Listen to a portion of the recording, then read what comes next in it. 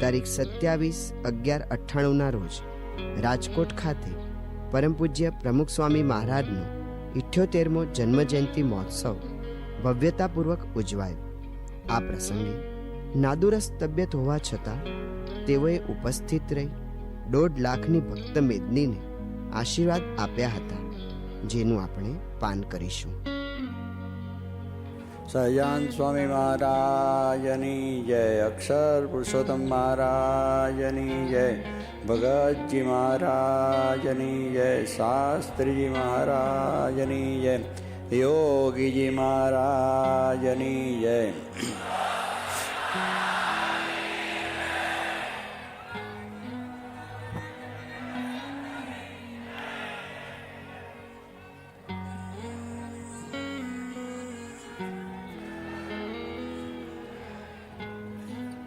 આપ સર્વને મારા ઘણા ઘણા વંદન સાથે જય સ્વામિનારાયણ. આજના આવા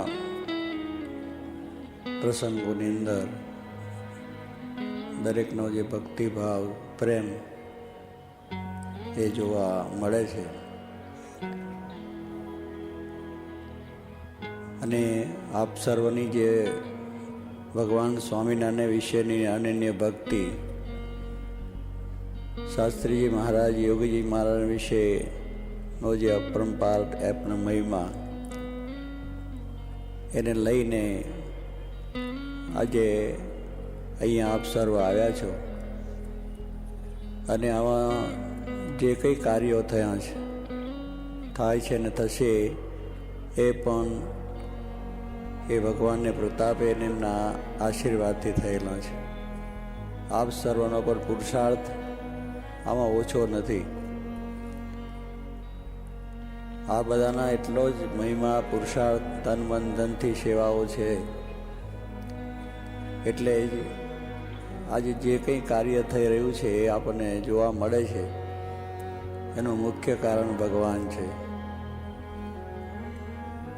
ભગવાન શ્રીજી મહારાજે પણ કહ્યું છે કે મારી મરજી વિના સૂકું પાંદડું પણ હાલવા સમર્થ નથી. સૂકું પાંદડું પણ આપણે આમ તોડી શકીએ એમ નથી. એ ભગવાનની મરજી પ્રમાણે જ બધું થાય છે. અને એ ભગવાન શ્રીજી મહારાજ આ લોકની અંદર પધાર્યા મનુષ્ય શરીરે, અને આપણને આવું બધું સુખ આપ્યું. અનેક ભક્તો ને પોતે મળ્યા, એમની સાથે હળ્યા મળ્યા, અને આવી રીતે એમના જીવનનું પરિવર્તન પણ કર્યું. ભગવાનમાં શ્રદ્ધા પણ કરાવી, ધર્મ ભાવના પણ કરાવી, અને જે કંઈ અંધકાર હતો એ બધો દૂર કર્યો. વ્યસનો હતા, અંધશ્રદ્ધાઓ હતી, દુરાચાર હતો, અનેક જાતના એ દૂષણોથી ભરપૂર જીવન જે હતું એ બધો અંધકાર દૂર કરીને પ્રકાશ કર્યો. ધર્મ, જ્ઞાન, વૈરાગ, ભક્તિ, સત્ય, દયા, હિંસા, બ્રહ્મચર્ય, એવી રીતનો એક પ્રકાશ કર્યો કે જે જગતમાં શાંતિ થઈ ગઈ. એનો સંવાદ આપણે અહીંયા આગળ રાજકોટમાં સર માલકમ જે ગવર્નર, એનો પ્રસંગ પર નિહાળ્યો. કારણ કે એને મુંબઈની અંદર બધી વાત સાંભળી કે આવું ભગવાન સ્વામિનારાયણનું અદ્ભુત કાર્ય છે. કારણ કે આ એક નિશસ્ત્ર કાંતિ હતી, શસ્ત્ર વગરની કાંતિ.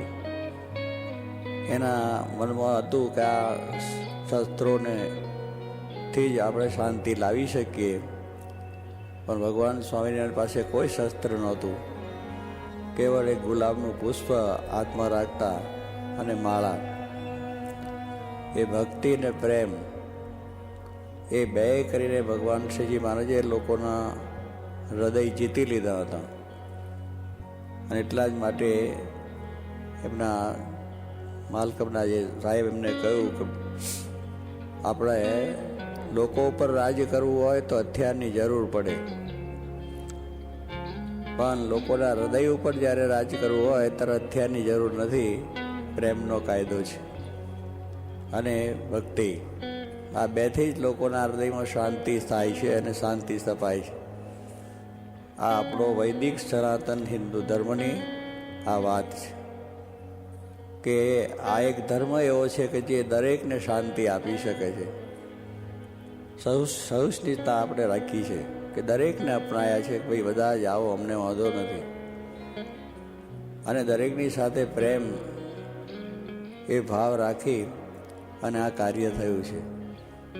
બીજા ધર્મોમાં આપણને આ કંઈક ઓછું જોવા મળશે, બીજી રીતનું કાર્ય હશે, પણ જે લોકોના તરફનો જે સદભાવ એ આપણો આ એક ધર્મ છે. ભગવાન શ્રીજી મહારાજે એ જ વાત દરેકને આપી કે હથિયારોની પણ જરૂર નથી અને બીજી કોઈ જરૂર નથી. તમે એક પ્રેમથી લોકોની સાથે હળો મળો, એને જોઈને તમે રાજી થાઓ, એના સુખ દુઃખની અંદર તમે ભાગીદાર થાઓ. અને જે ભગવાનને માનતા હોય ભગવાનમાં સંપૂર્ણ શ્રદ્ધા રાખીને, એમના આદેશોનું સંપૂર્ણ પાલન કરીને તમે તમારું જીવન જીવો તો દરેક પ્રકારે શાંતિ મળશે. એમને કોઈ નાત જાતના ભેદ પણ રાખ્યા નથી. એ પણ બતાવ્યું આ સંવાદની અંદર કે નાનામાં નાનો માણસ હોય, પછાત કોમના હોય, પછી મોટા હોય, તવંગર હોય, પૈસાદાર હોય, રાજા હોય, મહારાજા હોય, એ દરેકની સાથેનો સંપૂર્ણ પ્રેમ રાખીને, દરેકને સાથે રાખીને એમને આ એક મોટો સર્વનો ઉદ્ધાર કર્યો છે. સર્વજીવ હિતાવની વાત કરી છે અને એવી શિક્ષાપત્રી પણ એમને લખી છે. એમનો એક ગ્રંથ, 2 વચનામૃત ગ્રંથ છે, એ આધ્યાત્મિક ગ્રંથ છે. એમાં તમને દરેક શાસ્ત્રોનો સાર મળી જાય એવો એક વચનામૃત ગુજરાતીમાં એ લખેલો છે. સંતોએ સંગ્રહ કરીને પ્રશ્ન ઉત્તર રૂપે છે. વાંચજો, કોઈને સમય મળે તો.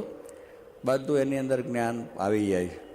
શિક્ષાપત્રી છે એ પણ એટલી જ અદ્ભુત છે, જેની અંદર 212 શ્લોક છે. એ 212 જે એમની કલમો છે, એ એમનો કાયદો છે.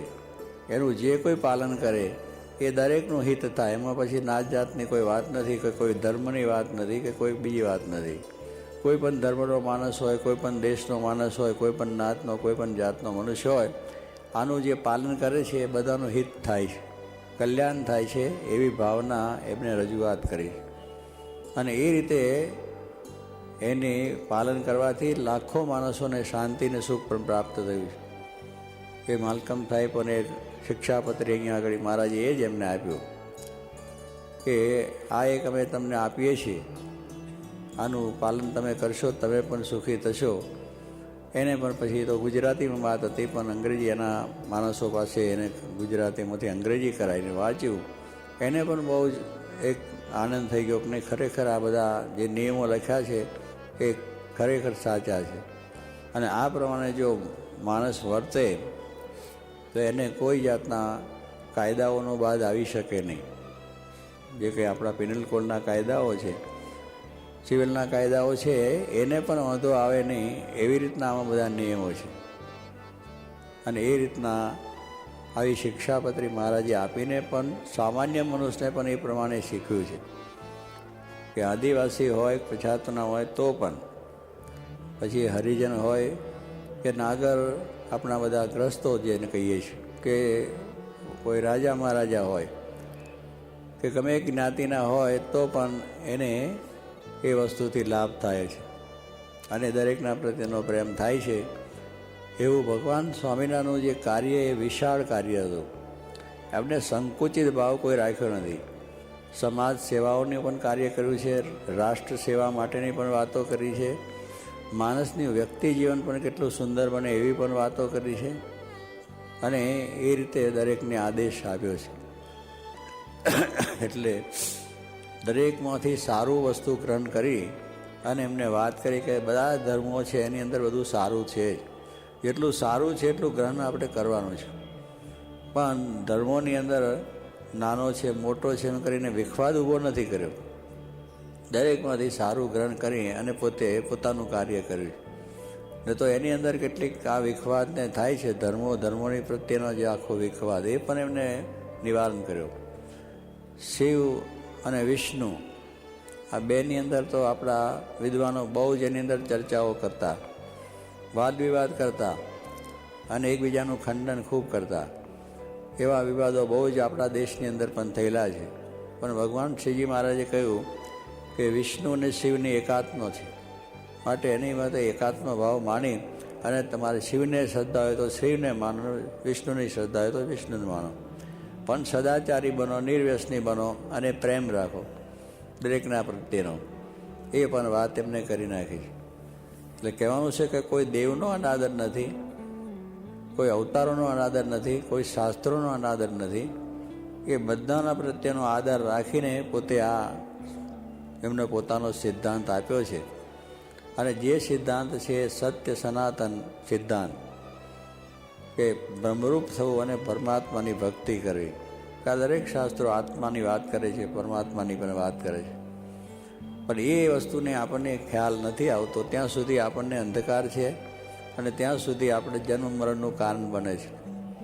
જ્યારે આપણને આપણું સ્વરૂપ ઓળખાય, આત્મા, કારણ કે આપણે સ્વરૂપ આપણે માની બેઠા છે કે આ શરીર છે મારું સ્વરૂપ છે.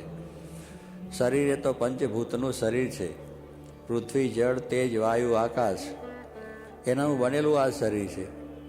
અને એ શરીર એ છૂટી જાય છે, એમાંથી એક ચૈતન્ય વસ્તુ ચાલી જાય છે, એટલે શરીર પછી પડ્યું રહે છે, કંઈક કરવા સમર્થ નથી.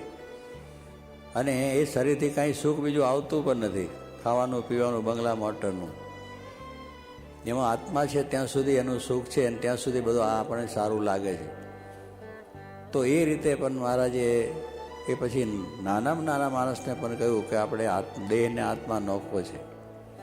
દેહ નોખવો છે, આત્મા નોખવો છે.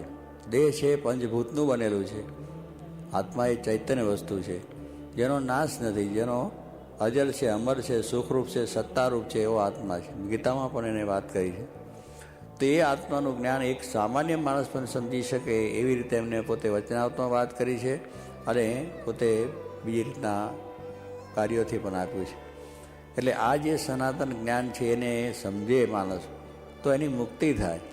એટલે એ પણ માર્ગ સરળ બનાવ્યો, કારણ કે વેદોપનિષદે તો બહુ મંત્રો આપણે સમજી ન શકીએ, શાસ્ત્રોનો અર્થ પણ ગહન હોય છે, પણ ભગવાન શ્રીજી મહારાજે એવી રીતની ભાષા આપી કે જે દરેક મનુષ્ય આ સમજી શકે. એટલે આત્મા અને પરમાત્મા બે સ્વરૂપનું જ્યારે જ્ઞાન થાય ત્યારે સ્વામી કહે છે આપણો અંધકાર એટલે આપણી વાસનાઓ, આપણા સ્વભાવો, આપણી પ્રકૃતિઓ, એનું નિવારણ થઈ જાય છે, નાશ થઈ જાય છે. અને એ માણસ પરમ સુખને પામી જાય. પછી એને કોઈ બીજા સુખની અપેક્ષા પણ રહેતી નથી, કે આ લોકના સુખની કોઈ અપેક્ષા કરી રહેતી. જ્યારે પોતાને સ્વામી કહે છે આપણે આ સમજાય તો પછી આ લોકનું સુખ મળે તોય ભલે, ના મળે તોય ભલે, માન થાય કે અપમાન થાય તોય કંઈ એની ચિંતા રહેતી નથી. દરેકની અંદર એને એક સ્થિત પ્રજ્ઞ પોતે રહે અને પોતાનું કાર્ય હંમેશા માટે કરતા જ રહે છે. એટલે એ રીતનું જે જ્ઞાન એ મહારાજે પોતે શિક્ષાપત્રીમાં પણ આ એક શ્લોક એમને રાખ્યો, નિજાત્માનમ બ્રહ્મરૂપમ દેહત્રય વિલક્ષણમ, કે પોતાના આત્માને બ્રહ્મરૂપ માનીને ભગવાન પરમાત્માની ભક્તિ હંમેશને માટે કરવી. કારણ કે આ કોઈ મનુષ્ય આપણે ભગવાન થઈ શકતા નથી. કેટલાક આપણને એમ થાય કે અમે ભગવાન થાય છે, ફલાણા ભગવાન થાય છે. ભગવાન કોઈ થઈ શકતા નથી. સ્વામિનારાયણ સંપ્રદાયમાં પણ એક સિદ્ધાંત જ છે કે ભગવાન તો એક સ્વામિનારાયણ જ છે, એ સિવાય કોઈ ભગવાન બની શકતા નથી. આપણો સનાતન સિદ્ધાંત પણ છે. અને એ બધા એમના દાસ છે, એમના સેવક છે. એટલે સેવક થઈને ભગવાનની ભક્તિ કરવાની છે. એટલે પોતાના આત્માને બ્રહ્મરૂપ માનવાનો છે. એટલે આપણા જે માયાના જે ક્લેશોથી પર થઈને આત્મા જે આપણું સ્વરૂપ છે એને વિશે દ્રઢતા કરીને એ પરમાત્મા જે પરબ્રહ્મ પરમાત્મા છે એમની ભક્તિ હંમેશને માટે કરવી, કે જેથી આપણી મુક્તિ થાય. કારણ કે મુક્તિ થવા માટે આપણે ઘણી જાતના સાધનો કરીએ છીએ. ઋષિમુનિઓ પણ ઘણા સાધનો કરેલા છે. એ બધા સાધનોનું સમજીને સાધનો કરીને સમજવાનું તો એ છે પોતાના આત્મારૂપ, તો એ સાધનોનો અંત આવી જાય. એટલા જ માટે ભગવાન શ્રીજી મહારાજે કહ્યું કે આપણે જે કંઈ કરીએ છીએ એ બધું બ્રહ્મ અગ્નિની વિશે ઓમવાનું. એટલે એ રીતનું જો આપણે ઓમ કરતાં કરતાં પરમાત્માના અંદર દર્શન થાય, એ યજ્ઞનો અંત આવી ગયો. એમ આપણે આપણા શરીરથી હંમેશને માટે ભગવાનની ભક્તિ કરતાં કરતાં આપણને જ્યારે આપણા સ્વરૂપનું સાચું જ્ઞાન થઈ જાય, પરમાત્માના વિશેની ભક્તિ દ્રઢ થાય, તો આપણે બધા સાધનોનો અંત આવી ગયો. પછી કોઈ સાધન કરવાનું રહેતું નથી. પછી તો કેવળ જે કંઈ સાધન કરવાનું થાય છે, જે વ્રત ઉત્સવ કરીએ છીએ, યજ્ઞ આગાદી કરીએ છીએ, આ બધા કાર્યો, મંદિર, કથા, વાર્તા બધું જે કરીએ છીએ એ ભગવાનને રાજી કરવા માટે, એ ભગવાન પ્રસન્ન થાય એટલા માટે. કારણ કે જ્યાં સુધી ભગવાનનું સ્વરૂપનું આપણને જ્ઞાન બરાબર થયું નથી ત્યાં સુધી આપણે અધૂરું છે ને ત્યાં સુધી સાધન બધા કરવા પડે. પણ જ્યારે એ સ્વરૂપનું યથાર્થ જ્ઞાન થઈ ગયું અને પોતાનું સ્વરૂપ જ્યારે આપણને બરાબર દ્રઢ સમજાનું, તો પછી કંઈ રહેતું નથી. પછી એની કોઈ અપેક્ષા પણ રહેતી નથી, આ લોકની અંદરની કોઈ પણ ભાવનાઓ રહેતી નથી. પરમ શાંતિને પામી જવાય છે. એવું એ ભગવાન શ્રીજી મહારાજે આ જ્ઞાન